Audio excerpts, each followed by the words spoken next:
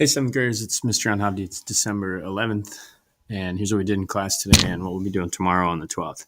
So we're starting a new unit, a new chunk of a unit on plate boundaries and plate tectonics. So you received your new checklist today.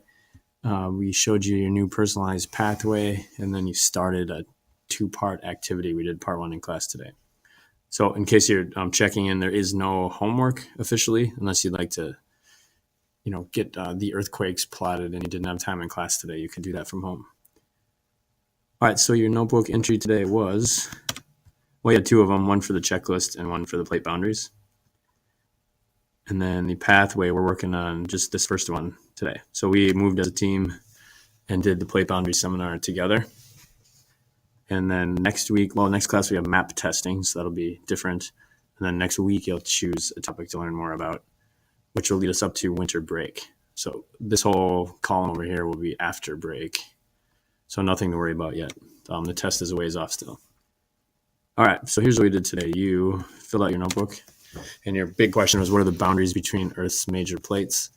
And your key vocab is convergent boundaries and divergent boundaries and transform boundaries. And today you really looked at just convergent and divergent boundaries, as you can see on the table 1 here.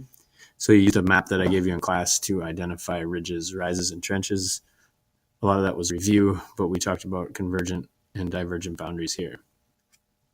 And then you received a map like this one and started the activity. This is all on Schoology if you want to check it out. But the activity aligned, it was where the boundaries between Earth's plates. And what you're trying to do is create a map that shows the major plate boundaries so that you can make predictions and think about the changing surface of the Earth and how to explain everything. So how does it work because of plate motion in action? So you'll be really good at doing that in a few weeks' time.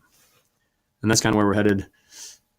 We did part 1 together. So there's your notebook entry. We set that up as class.